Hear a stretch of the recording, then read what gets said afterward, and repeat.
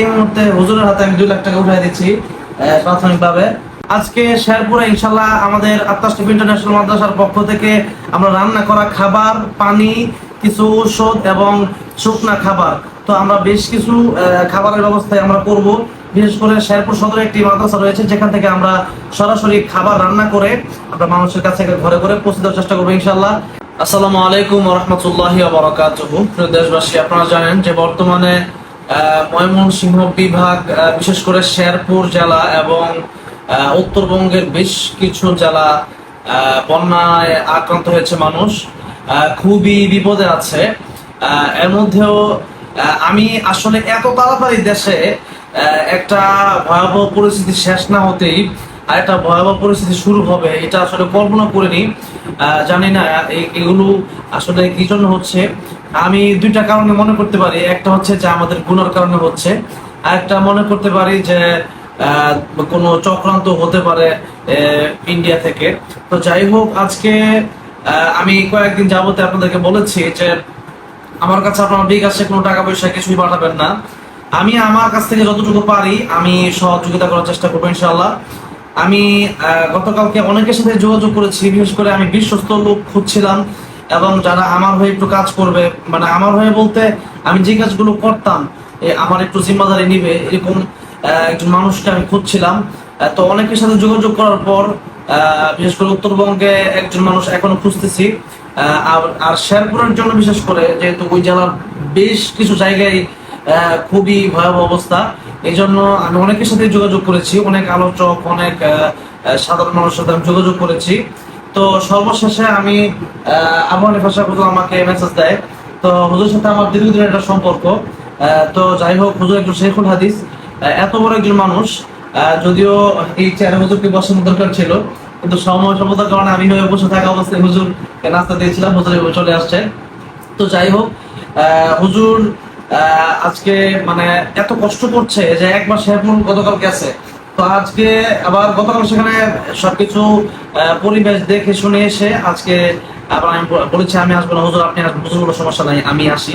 তো হুজুর আজকে এই গভীর রাতে, প্রায় রাতের বেশিরভাগ সময় লেগে গেছে আসতে। তো এখন ফজরের আজান দিয়েছে, আমরা ফজরের নামাজ আদায় করবো। অলরেডি যে আমাদের সিসি ক্যামেরা দেখা যাচ্ছে ছাত্ররা নামাজ পড়তেছে, নামাজ পড়তে দাঁড়াইছে। তো এর আগে এই ভিডিওটা করছি। আমি আমার হাতে অল্প কিছু টাকা ছিল, তো আমি 2 লাখ টাকা, আপনাদের কেউ কিন্তু আমাকে এই 1-2 দিনের ভিতরে বিকাশে টাকা পাঠানো নাই, এবং আমিও মানে বন্যার জন্য, এবং আমিও আপনাদের কাছ থেকে বলেছি যে কেউ টাকা পয়সা আমার বিকাশে পাঠাবেন না। এখনো বলছি, কেউ আমার বিকাশে 1 টাকাও কোনোভাবে পাঠাবেন না। আমি যতটুকু পারি এখান থেকে আমাদের মাদ্রাসার পক্ষ থেকে, আমার পক্ষ থেকে যতটুকু পারি সাহায্য করবো ইনশাল্লাহ। তো আজকে এই মুহূর্তে হুজুরের হাতে আমি 2 লাখ টাকা উঠাই দিচ্ছি প্রাথমিকভাবে। আপনারা দোয়া করবেন যেন আমি যেন ব্যক্তিগতভাবে যেন বেশি বেশি মানুষের পাশে দাঁড়াতে পারি। এটা আমার কাছে ভালো লাগে, মানুষ যখন খুশি হয়, একটু ভালো থাকে। দেশের এই এমন পরিস্থিতিতে আমি মনে করি যে আমার দাঁড়ানো প্রয়োজন। এই শেরপুর, যে শেরপুরের কথা বলছি, এই শেরপুরে আমার এই যে 2 সপ্তাহ পরে কিন্তু প্রোগ্রাম আছে। তো যাই হোক, তো এই এলাকাগুলোর দিকে আমার তাকানোর প্রয়োজন আমি মনে করি। আপনারা টাকা দেন বা না দেন সেটা আপনাদের ব্যাপার। তবে আমি আরেকটা কথা বলতে চাই যে এই ভয়াবহ পরিস্থিতিতে আসুন্নাহ ফাউন্ডেশন সহ আরো যে সংস্থাগুলো আছে বড় বড়, সেই সংস্থাগুলোর খুব বড় আকারে তাদের পাশে দাঁড়ানো প্রয়োজন। আমি মনে করি অনেকে দাঁড়িয়েছে ইতিপূর্বে, কিন্তু ব্যাপক আকারে যেভাবে দাঁড়ানো প্রয়োজন ওইভাবে কি দাঁড়িয়েছে কিনা সেটা আমি যেটা এখনো যাই নাই সেই স্থানে।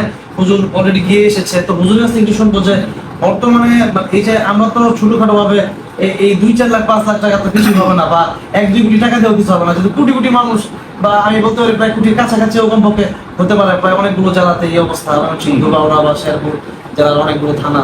তো আপনি যে পরিস্থিতিগুলো দেখে আসছেন, আপনার সেই পরিস্থিতিগুলো নিয়ে যদি কিছু বলতেন বা কি করা দরকার আমাদের। মাশাআল্লাহ। আমি প্রথমে একটা কথা বলি, সেটা হচ্ছে আসলে আমাদের রত্ন বলি আমি, আমাদের রত্ন মাওলানা জুবায়ের আহমদ তাশরিফ খুবই বড় মনের একজন মানুষ। আসলে তার বয়স কম বা ছোট মানুষ, এই জন্য অনেকেই দেখা যায় অনেক কিছু বলতে চায়। একটা মানুষের সব দিক থেকে কাজ করতে গেলে যে খুব বেশি এলেম দরকার, বিষয়টা এরকম না। আল্লাহ রাব্বুল আলামিন এক একজনকে এক এক সাইডে কবুল করে। তো সেই হিসাবে আমি যতটুকু দেখি এবং অনেক আগ থেকে দেখে আসতেছি, মাওলানা জুবাইর আহমদ তাশরিফ মনের দিক থেকে অনেক বড়, এবং বিভিন্ন সেবামূলক কাজে সবার আগে উনি মানে মনের ভিতরে খুব একটা আফসোস বোধ করে যে আল্লাহ, মানুষগুলো বিপদে আছে, কিছু করা দরকার। তো সেই দিক থেকে তার যে এই প্রচেষ্টা, এটাকে সবসময় ধন্যবাদ জানাই, এবং আল্লাহ রাব্বুল আলামিন তাকে জাযা খায়ের দান করে, এটা সবসময় দোয়া করি। এবং আপনাদের কাছেও দোয়া চাই তার জন্য, আল্লাহ রাব্বুল আলামিন তাকে আরো বড় আকারে কবুল করেন। আর বন্যার যে পরিস্থিতি, আমি তো শেরপুরে গতকালে গেলাম, আমার মোটামুটি ঝিনাইগাতি এবং নালিতাবাড়ি দুইটা জায়গায় আমি পুরোপুরি ঘুরলাম।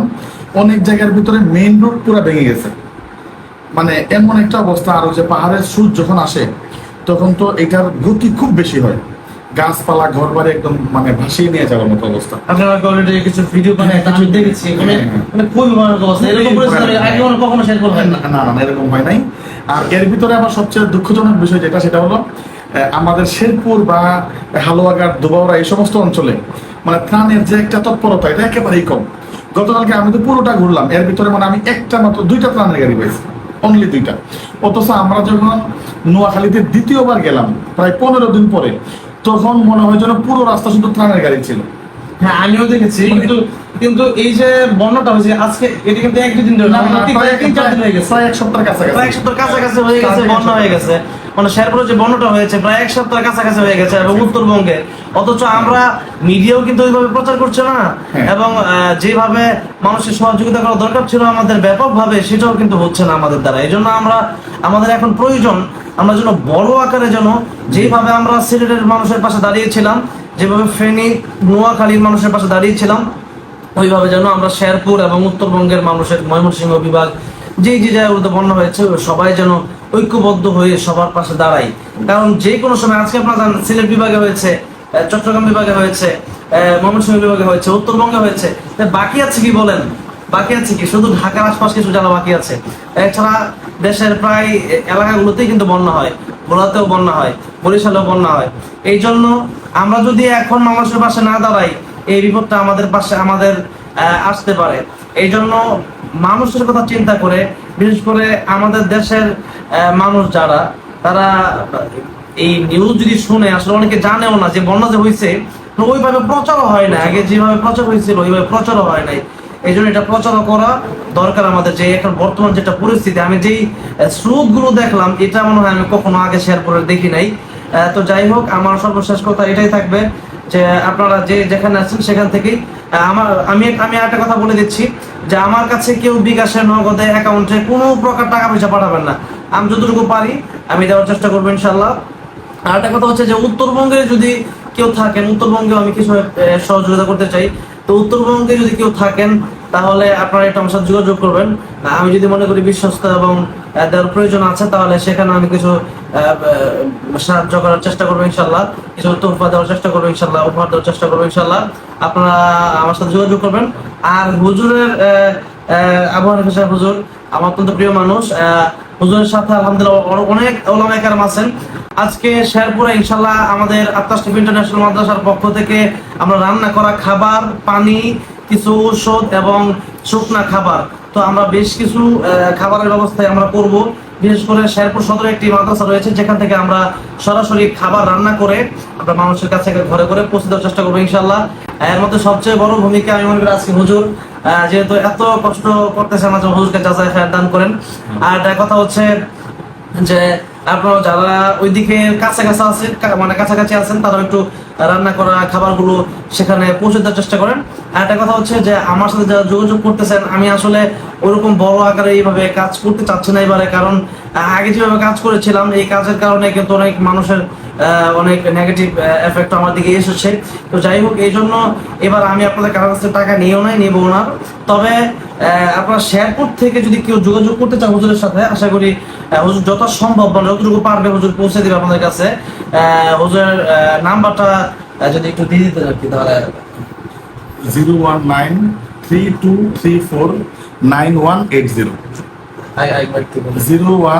01932349180।